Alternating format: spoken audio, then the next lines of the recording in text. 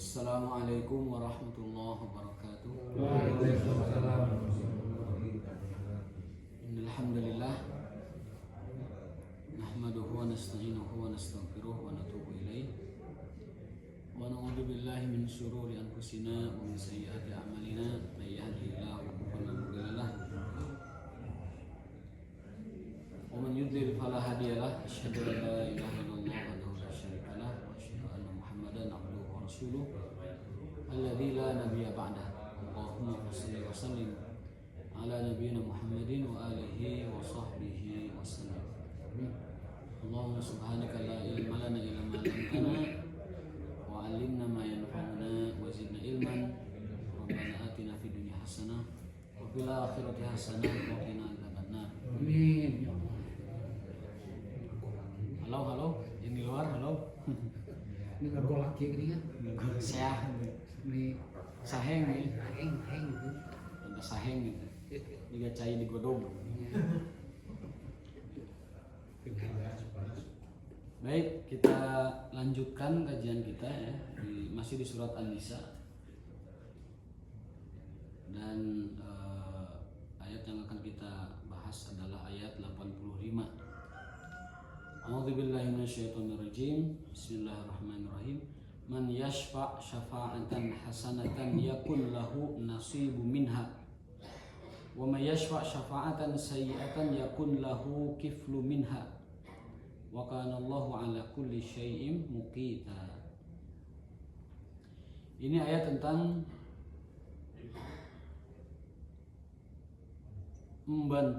membantu kebaikan. Jadi ternyata membantu kebaikan dia dapat pahala kebaikan itu. Man yashfa' syafa'atan hasanatan, barang siapa yang memberikan satu bantuan atau pertolongan atau kemudahan, yakun lahum nasibu minha, maka dia dapat bagiannya. Begitu juga keburukan, barang siapa yang membantu, menolong, memudahkan keburukan, yakun lahu kiflu minha, maka dia pun dapat bagiannya. Dan Allah adalah maha cermat penghitungannya. Kadang kita menganggap bahwa pahala kebaikan itu hanya diperoleh ketika kita berbuat baik saja. Padahal memberi kemudahan agar kebaikan itu terlaksana itu dapat kebaikan juga. Pun sebaliknya. Seperti taklim kita saat ini, itu orang yang menyediakan meja, yang menyiapkan kursi, menyiapkan tempat ini, itu mendapatkan bagiannya. Seperti saya menyampaikan, maka para ulama itu banyak yang berpendapat antara muazin dengan imam pahalanya gedean muazin. Kenapa? Karena dia manggil orang. Kalau imam cuma nyupiran aja kan, nyupiran sholat, driver taraweh kan gitu. Tapi kalau muazin dia manggil, menyeru. Meskipun sebagian ulama berpendapat enggak, karena imam itu mimpin ya, dia yang paling berhak dan paling layak mendapatkan balasan yang terbesar. Tapi ala kulli hal antara imam dengan muazin ya, dua-duanya adalah orang yang paling banyak mendapatkan pahalanya.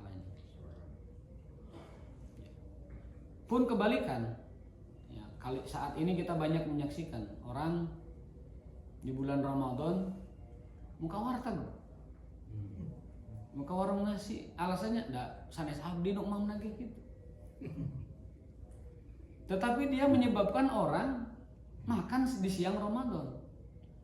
Walaupun ada mungkin beberapa orang yang sedang tidak berpuasa, mungkin wanita yang berhalangan atau musafir atau lain sebagainya, tetapi ketika dia membuka warungnya di Ramadan, besar kemungkinan orang-orang yang tidak berpuasa pun makan di situ. Jadi barang siapa yang membantu, memudahkan proses dosa itu terjadi, maka dia dapat bagian dosanya. Man yashfa' syafa'atan hasanatan yakun lahu nasibu minha wa may yashfa' syafa'atan sayyi'atan yakun lahu kiflun minha. Contoh lain, misalkan ada orang dia tidak terlibat dosa itu langsung, tetapi dia memudahkan orang atau menyebabkan orang melakukan dosa itu atau ikut andil langsung atau tidak langsung, maka dia pun mendapatkan bagian dosanya. Untuk itu, kalaupun kita masih tersandra oleh dosa, kalau kita masih diuji oleh Allah Ta'ala dalam dosa itu, maka jangan sampai kita menjadi fasilitator dosa itu terlaksana atau terjadi. Jangan sampai menjadi fasilitator dosa itu terlaksana. Di dalam hadis Nabi SAW, beliau bersabda, "Man dalla ala khairin falahu ajruhu wa ajru man amila bihi." Dalam riwayat lain, falahu ajruhu wa ajru man tabi'ahu. Bahwa orang yang menunjukkan kepada kebaikan, dia mendapat kebaikan itu dan mendapatkan pahala dari orang-orang yang mengikutinya. Wa man sanna sunnatan sayyi'atan fa alaihi wizruha wa wizru man amila. Dan barang siapa yang mencontohkan, memberitahu atau memulai suatu kebiasaan, suatu tradisi, suatu perbuatan sayyi'atan yang buruk, lalu ada orang yang mengikutinya, maka dia mendapatkan dosanya dan dosa seluruh orang yang mengikutinya. Jadi ada yang aktif menunjukkan supaya orang ikut, ada yang tidak aktif, tidak langsung, tapi dicontoh oleh orang lain. Itu pun dia mendapatkan dosa dari orang-orang yang mengikutinya. Sehingga para ulama dari hadis tersebut menjelaskan bahwa Qabil bin Adam, manusia pertama yang mencontohkan, tidak nyuruh, mencontohkan bagaimana manusia itu menghilangkan nyawa orang lain, dia mendapatkan dosa pembunuhan dari sejak zaman Nabi Adam sampai hari kiamat. Qabil tidak pernah nyuruh orang membunuh. Qabil juga tidak pernah menyarankan orang untuk membunuh, menyelesaikan masalah. Tetapi Qabil menjadi contoh. Tapi Qabil menjadi apa istilahnya, mungkin inspirasi ya, orang-orang untuk membunuh. Maka dia memikul beban dosa pembunuhan dari sejak manusia zaman Nabi Adam sampai kepada nanti hari kiamat. Maka hati-hati para pemimpin, public figure, tokoh masyarakat. Kalau keburukan Anda diikuti, maka Anda mendapatkan dosa dari seluruh orang yang mengikutinya. Pun kebalikan, kalau mereka mencontohkan satu kebaikan lalu diikuti oleh banyak orang, mereka pun mendapatkan kebaikannya dan kebaikan dari seluruh orang yang mengikutinya. Dan kita ingat cerita Qabil membunuh saudaranya itu, sebenarnya awal muawalnya itu atau asal muasalnya itu adalah cemburu dan iri dengki pada kebaikan. Cemburu dan iri dengki pada kebaikan. Meskipun di situ ada asmaranya, selalu ada asmara. Lagunya pun ada asmara gitu. Kenapa Qabil saat itu begitu marah? Karena kurbannya tidak diterima Allah. Kan begitu. Nabi Adam menyarankan kepada kawannya, kepada anaknya, kalian serahkan kurban kepada Allah. Habil mempersembahkan kepada Allah kurban terbaik, yaitu kambing yang montok, sehat dan paling baik. Sementara Qabil memberikan pengorbanan kepada Allah berupa hasil bumi tapi yang jelek. Jadi rupanya ada mental orang itu kalau untuk diberikan kepada kebaikan numpang goreng. Berarti itu memang mental yang sejak ada di zaman dulu gitu. Kalau untuk kebaikan, kalau untuk katakan pengorbanan kepada Allah, kalau untuk agama, dia memberikan yang dia tidak sukai atau memberikan yang dia pun sebenarnya tidak menginginkannya. Dalam Al-Quran itu disindir ya. Ada orang-orang yang kalau memberi itu pemberiannya itu sebenarnya dia pun tidak menyukainya atau tidak menginginkannya. Ada itu di sini di Al-Quran, ada ayatnya. Jadi kalian memberikan sesuatu kepada Allah untuk orang lain, fuqara, masakin dan lain sebagainya, du'afa, tetapi barang-barang yang sudah kalian tidak sukai. Itu mental. Ada orang kalau mengirim makanan itu makanan yang sudah dia pun tidak suka memakannya. Dan ada orang yang memberikan sedekah atau pemberian yang dia pun sebenarnya tidak menyukainya. Nah, itu Allah sindir di dalam Al-Quran, bahwa hal seperti itu adalah mental yang buruk. Karena konsep memberi itu adalah apa yang memang layak. Bahkan kebaikan paripurna itu manakala kita memberikan yang terbaik. Lan tanalul birra hatta tunfiku mimma tuhibbun. Kalian tidak akan mencapai derajat bir. Albir. Albir itu adalah kebaikan paripurna. Kalau al khair itu kebaikan saja. Tapi kalau albir itu kebaikan paripurna. Kebaikan paripurna itu hanya diperoleh dengan proses hati yang jujur.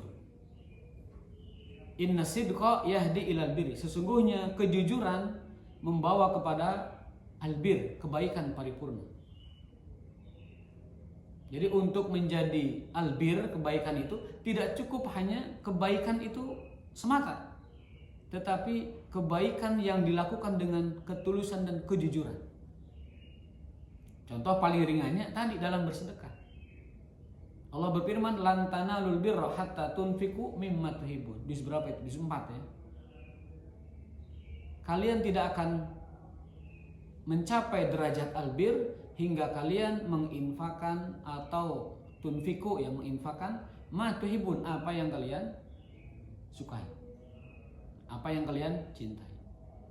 Maka di zaman Umar, orang-orang ketika mendengar ayat ini berbondong-bondong ke Rasulullah. Ya Rasulullah, saya punya namanya itu Ruwaiha. Ruwaiha itu kebun terbaik di Madinah. Panennya melimpah, pohon-pohonnya itu terbaik, pokoknya kebun favorit lah. Itu para sahabat, ya Rasulullah, saya punya kebun Ruwaiha, dia aku serahkan kepadamu di jalan Allah. Kemudian datang Abu Bakar Siddiq dengan memberi seluruh hartanya. Ya Rasulullah, seluruh hartaku semuanya untukmu. Kullu mali kullu. Datang Umar dengan separuhnya. Datang orang dengan segala macam. Datang wanita dengan cincin dan gelangnya. Nah, itu standar albir. Tetapi kalau kita belum mencapai standar albir, ada level standar. Yas'alunaka madza yunfikun. Mereka bertanya kepadamu, ya Rasul, wahai Muhammad, madza yunfikun, apa yang semestinya diinfakkan? Allah berfirman, qulil afwa. Muhammad, katakan pada mereka, infakkan saja al-afwa, sesuatu yang mereka ikhlas melepaskannya. Jadi ada standar al-infak bil afwi, infak dengan yang standar, ada yang al-infak bil birri. Nah, yang paripurna itu yang pertama tadi. lan tanalul birra hatta tunfiqu mimma tuhibbun.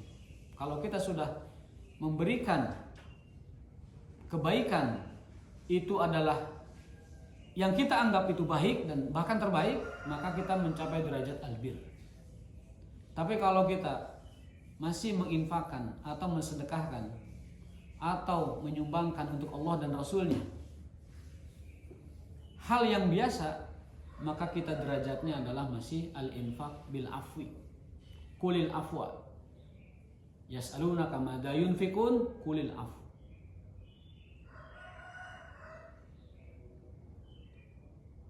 Namun ada juga orang yang tadi menginfakkan kepada Allah dan Rasulnya adalah sesuatu yang kalian sendiri tidak menyukainya. Wa antum tughmiduna fi. Tughmidun itu memicingkan mata. Jadi merek, tetapi antum sendiri kata Al-Qur'an, kalian sendiri tughmiduna fi. Matana teh ada perem gitu. Maksudnya teh barang itu dia sudah enggak mau lagi. Atau udah enggak suka lagi. Atau makanan sudah agak dia juga sih nggak mau memakannya, kecuali kalau memang biasa berbuat baik, dia banyak memberikan, mau yang baik mau yang tidak baik, tetapi itu masih layak diberikan, itu nggak apa-apa karena memang biasa gitu. Tapi yang mentalnya sakit itu adalah hanya memberi kalau sesuatu yang dia sudah tidak sukai. Tughmiduna fi. Kalian sendiri itu tidak menyukainya gitu. Itu sindiran halus Allah dalam Al-Qur'an. Artinya sebuah isyarat bahwa kita jangan menjadi orang-orang yang memberikan sesuatu kepada Allah hal-hal yang kita sendiri itu enggan untuk mengambilnya atau melakukannya. Nah, Qabil ini contoh yang buruk dalam hal pengorbanan kepada Allah. Dia memberikan hasil tani tetapi yang sudah tidak baik. Gandum pare yang sudah pada koropos. Lamun boled kulanas. Boled itu hui. Kuningan mata. Oncom apa gemet ya. Ada gemet.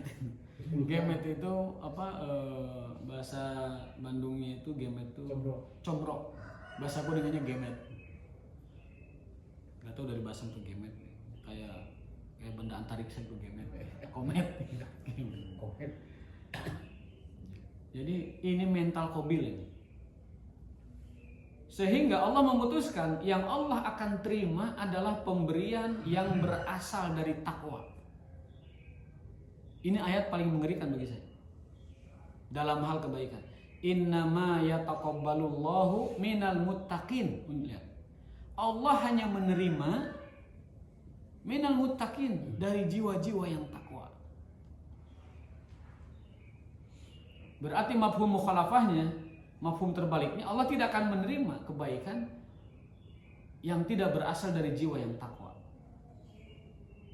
Segala macam kebaikan.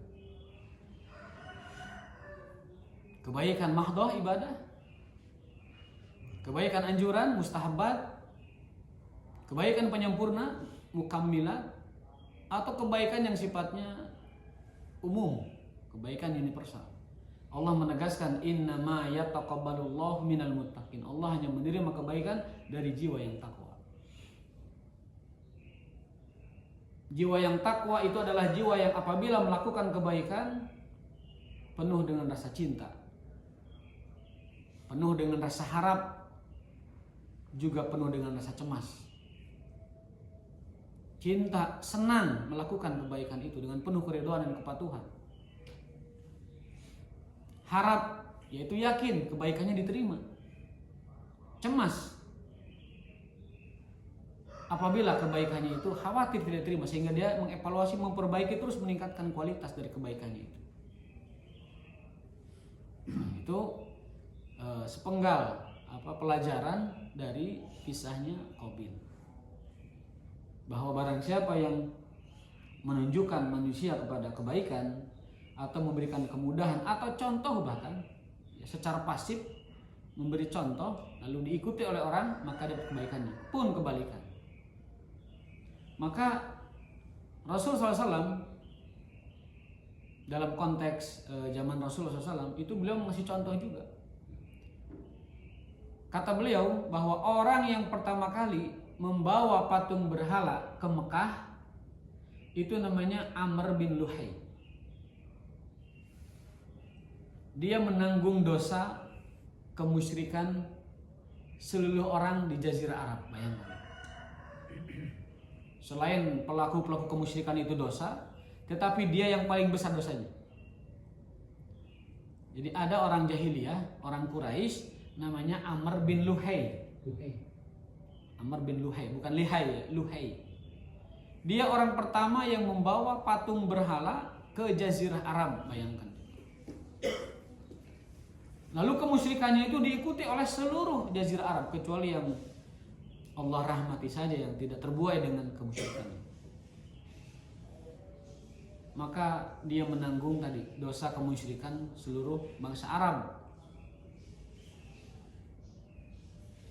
Kenapa Amr bin Luhai bisa membawa patung berhala ke Jazirah Arab?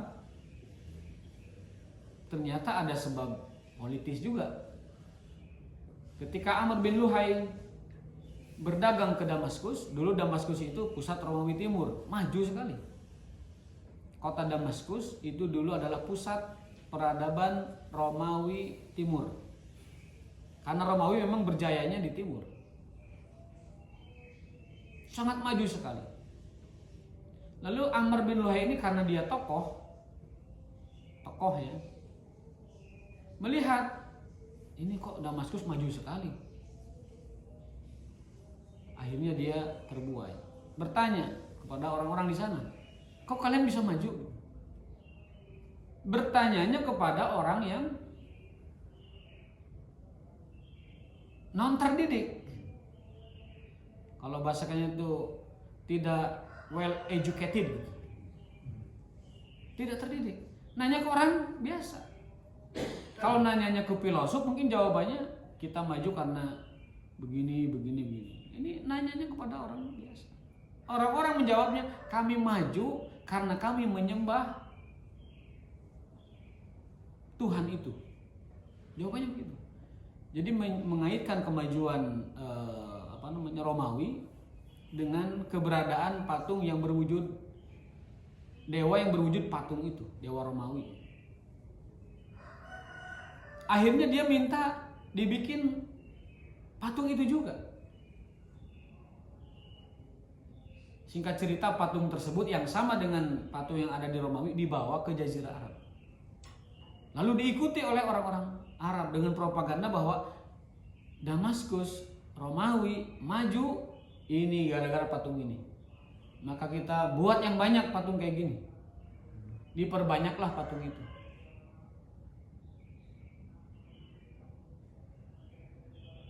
Kemudian tersebarlah itu patung, ada Manat, Hubal, Lata, Uzza dan seterusnya. Disembah oleh seluruh Jazirah Arab. Kata Rasulullah SAW, Amr bin Luhai itu dia memikul dosa kemusyrikan. Selain dosanya dia, juga dosa dari orang-orang yang mengikutinya.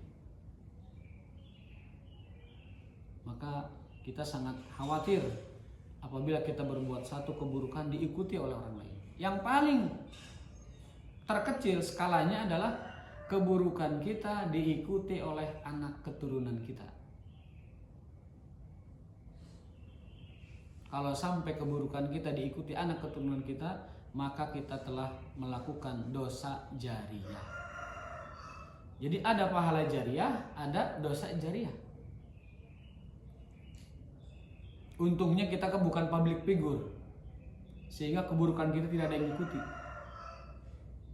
Tapi kalau kita public figure, banyak orang mengikuti keburukan kita, baik secara aktif kita anjurkan atau secara pasif kita contohkan. Tapi dalam skala kecil sangat terjadi di rumah kita. Saat kita mengabaikan perintah agama dan larangan agama, diikuti, dicontoh oleh anak kita, kita dapat dosa jariyahnya.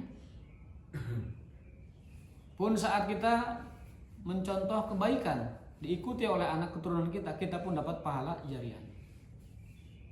Maka ayat ini memberikan semacam peringatan bahwa kata Allah SWT di dalam maknanya, barang siapa yang membantu hasanatan, man yasfa' syafa'atan hasanatan, membantu kebaikan, maka dia mendapatkan bagiannya, dan barang siapa yang membantu keburukan, maka dia pun mendapat bagiannya. Ada orang yang jualan barang haram, miras lah contohnya ya.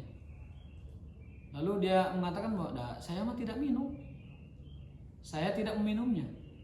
Tetapi orang lain meminum gara-gara dia menyediakan, maka dia mendapatkan dosanya. Di siang Ramadan tadi dia mendapatkan dosanya. Juga orang-orang yang memfasilitasi keburukan itu terjadi, dia pun dapat bagian. Bahkan orang yang diam dari keburukan, dia pun mendapat bagiannya. Apa bagian dari dia? Memang orang yang diam dari keburukan itu tidak mendapat dosanya langsung, tetapi doanya tidak diijabah, dan kalau ada hukuman Allah dia pun terkena. Dalam sebuah hadis Rasulullah bersabda, la ta'muruna bil ma'ruf wa la tanhauna 'anil munkar. Hendaklah kalian amar ma'ruf nahi munkar. Jika tidak, maka Allah akan kirimkan satu hukuman yang menimpa kalian seluruhnya. Lalu kalian pada berdoa dan Allah tidak ijabah doa-doa kalian. Itu hukuman bagi orang yang mendiamkan kemungkaran. Dan kita tahu Bani Israel itu hancur gara-gara mendiamkan kemungkaran. Kanu la yatanahun an munkarin fa'aluh. Mereka itu mendiamkan kemungkaran, tidak menegurnya, sehingga Allah hukum mereka secara keseluruhan. Allah kutuk mereka melalui lisan nabi-nabinya, Nabi Daud, Nabi Isa, la'anallahu gimana ayatnya? Lu'inal ladina kafaru min bani Israel ala lisani Daud wa Isa bin Maryam. Sungguhnya Allah telah melaknat Bani Israel yang kafir ya, melalui lisan nabi mereka, yaitu Isa dan Daud alaihima assalam. Daud wa Isa alaihima assalam. Kenapa? Dijelaskan karena mereka dulu membiarkan kemungkaran terjadi di sekitar mereka. Ya, kalau ada kemungkaran di sekitar kita, hendaklah kita menyikapinya. Baik dengan cara melapor kepada ulil amri, oh, ini ada warung ini buka, ada tempat ini menjual barang terlarang, tempat ini, itu adalah cara kita untuk mencegah kemungkaran di negara yang punya hukum, agar kemungkaran itu ya. Boleh bertanya sedikit? Boleh. Masalah yang tadi dagang di siang hari makanan, ya kan contoh warteg gitu ya, itu kan mempengaruhi orang untuk buka, terus sama kita kan nggak tahu ada yang non muslim juga gitu, itu salah atau ada yang sakit atau gimana atau yang perempuan. Cuman itu kan biasa makan di situ ya, berarti kan yang makan di situ. Kalau contoh seperti saya dagang pas waktu hampir mau ngabuburit gitu, dagang saya tapi tidak di situ, tidak makan di situ, karena saya dagang kopi. Itu kan sistemnya take away. Berarti kan saya tidak tahu apakah dia akan meminumnya di saat siang itu juga atau baru untuk buka. Bagaimana, saya kena dosanya enggak? Nah, pada sesuatu yang kita tidak ketahui, itu kita terlepas dari dosa, tidak terkena dosa, asalkan kita memang sudah maksimal tidak membuka peluang atau potensi orang itu batal puasanya di siang hari. Jadi kalau sudah bukanya sore hari ya. Menyediakan gitu boleh? Kan sudah sore tadi. Sudah sore. Sama sore sama siang. Kan yang jualan takjil juga banyak kan? Iya. Takjil banyak banget. Takjil banyak banget. Sekitar jam 2:30 tuh mulai gitu, udah beberes ada asar. Kalau jualannya sore, apalagi itu take away, ya, tidak dimakan di situ, tidak dine in itu tidak apa-apa. Karena kemungkinan besar orang tersebut beli itu untuk buka gitu, Untuk takjil. Ya. untuk takjil. Tapi kalau beli makannya jam 10, apalagi makan di tempat, itu kan sudah mencoreng kesucian Ramadan. Bahkan tidak menghormati kehormatan atau kesucian bulan Ramadan. Ya Jadi, walaupun seandainya kalau orang sudah itu sore beli di jam 3 Mm-mm. berarti kan waktu masih puasa. ya, Ternyata dia pulang ke rumah terus minum, saya nggak begitu dosa dong ya. iya enggak, karena sudah sore jualannya, apalagi di take away ya, aman. Yang penting jangan siang-siang, jangan pagi-pagi, karena itu kemungkinan besar ya kita dugaan kuat kita itu kalau orang beli kopi jam 11, jam 12, dugaan kuat itu diminum gitu. Tapi kalau sudah menjelang maghrib seperti makan-makanan takjil itu, ya, bazar itu, dugaan kuat kita itu takjil itu dibeli untuk dimakan nanti maghrib. Iya. Nah, kalau itu nggak apa-apa, itu tidak apa-apa. Jadi Kayak di mall itu apa dia? Dia supermarket kan buka jam 8 tuh. Nah itu jam buka puasa gitu, niatnya gitu. iya, Kemana? iya kalau barang-barang yang sekedar dugaan kuat kita ini akan dimakan nanti untuk buka puasa, itu tidak masalah. Ya kita yang belinya itu sekarang.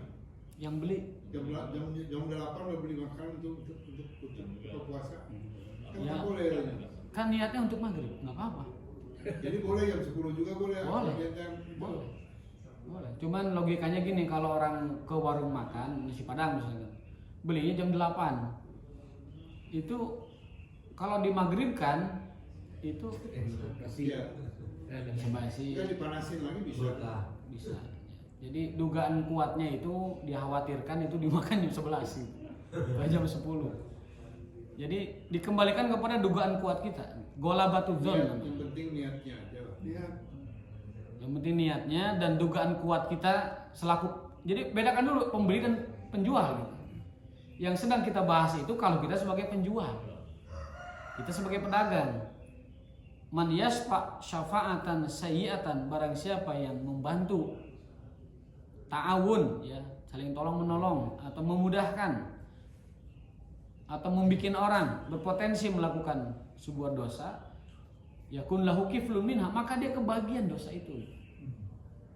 Itu dikembalikan kepada keimanan kita.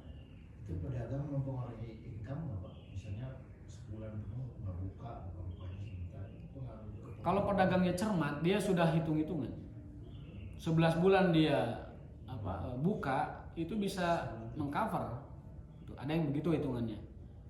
Seperti yang viral itu, ada nasi Padang yang viral tutup itu ya. Bu Mus karena sudah viral ya. Itu beliau itu tutup sebulan. Bakso Eko juga, bakso Eko. Ada lagi itu bakso Eko juga tutup sebulan. Tutup sebulan. Bapak saya juga pedagang penjual makanan, sebulan tutup, Ramadan tutup. Kalau buka ya sore hari. Satu, tidak membuat orang yang lemah imannya tergoda. Yang kedua, potensi orang beli itu untuk dimakan di siang hari. Yang ketiga, kita tidak menghormati kesucian bulan Ramadan. Jadi Tapi ini kan pembelinya kan bukan muslim aja kan, ada yang bisa dipastikan. Bisa dipastikan. Ayo, bisa Pembelinya. dipilihannya. Yang Tapi beli bisa dipastikan. kayak lotek berarti 10 udah buka, yang beli Cina-Cina itu. Ya kalau bisa dipastikan, tetapi tetap dia melanggar kehormatan Ramadan. Yang termasuk jualnya. Iya. Melanggar kehormatan bulan Ramadan. Mau yang beli Kan siapapun, lotek yang 10 harus buka. Itu boleh lah. Mau-amoy. jadi menyediakan ya. Dia menyediakan, kemudian sehingga orang di bulan Ramadan harusnya menahan diri. Nah, ini. Bahkan kalau kita lihat fikih Syafi'i, beliau berpendapat bahwa semua manusia, baik muslim atau non muslim, sebenarnya itu mukallafin. Apa mukallafin itu? Dibebani hukum syariat sebenarnya. Tetapi yang ini menolak, yang satu lagi menerima. Ketika surat Al-Muddatsir menjelaskan bahwa nanti di neraka malaikat penjaga sakor itu bertanya kepada orang-orang yang datang ke sana, "Masalakakum fi sakor?" Hei manusia, kenapa kalian pada ke sini? Neraka sakor itu neraka khusus untuk orang yang tidak sholat. Malaikat bertanya kepada siapapun yang datang ke situ, baik muslim atau bukan muslim, baik beriman atau tidak beriman. Kenapa kalian masuk sini? Apa jawaban mereka? Lam naku minal musholin. Kami dulu tidak pada sholat. Kafir atau muslim tidak sholat. Aku sendiri ya. Walam nakunut imul miskin. Kami tidak berbuat baik. Wa kunna nakhudum al khaidin.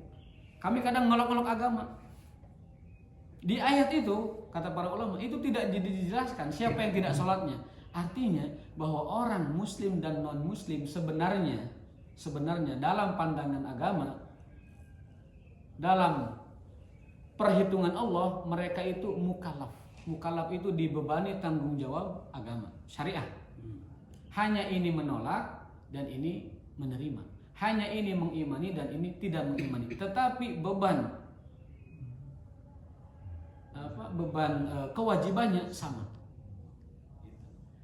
Jadi sebenarnya orang-orang non muslim pun wajib puasa itu sebenarnya kalau melihat Al-Quran. Tetapi kita samina wa ata'na kepada Allah dan mereka tidak samina wa ata'na. Itu menurut Quran, kalau menurut Injil kan enggak ya. Ya, kita kan lagi bahas Quran. Ya. Kita sedang menilai apakah tindakan kita benar atau tidak, gitu. Apakah perbuatan kita benar atau tidak? Benar atau tidak standarnya, tolak ukurnya adalah Al-Quran. Memang ada standar kebenaran yang mutlak selain Al-Quran? Tidak ada. Kebenaran selain di Quran itu relatif. Kata ini benar, kata ini gini, kata ini boleh, kata tidak, kata ini layak, kata tidak. Tapi kalau sudah Al-Quran itu adalah barometer atau tolak ukur kebenaran yang paling mutlak. Jadi kalau kita sudah tidak menjadikan Quran sebagai tolak ukur kebenarannya, mau pakai apa lagi? Mau pakai apa lagi? Isi Injil aja berbeda-beda. Ya, betul. Jadi Terbitan ini dan terbitan ini beda. bahkan ada 14 iya 14 ada ini ada segala macam. Nah, jadi itu kaidah kita dalam berpikir bahwa sebenarnya setiap manusia baik dia beriman atau tidak beriman, dia dibebani hukum mukallaf. Namun ada yang mukallaf dan mentaatinya, ada yang mukallaf tidak mentaatinya. Kecuali yang tidak mukallaf. Yang tidak mukallaf itu anak kecil belum balik, kemudian orang yang hilang akalnya itu tidak mukallaf. Tapi ada pendapat lucu ini. Orang yang puasa dari pagi sampai sore tidur itu katanya puasanya tidak sah. Kenapa? Karena mukallafnya hilang. Kenapa? Ya selama dia tidur 12 jam itu akalnya tidak jalan. Karena tidur. Kalau orang tidur dari subuh sampai maghrib itu tidak dihitung puasa karena saat puasa otaknya tidak jalan. Sementara syarat sah kewajiban agama dilaksanakan jika otaknya itu aktif. Kalau tidur dari pagi sampai sore, kapan sholatnya? Ya apalagi sholatnya kan lebih-lebih itu kan. Apalagi sholatnya lebih-lebih.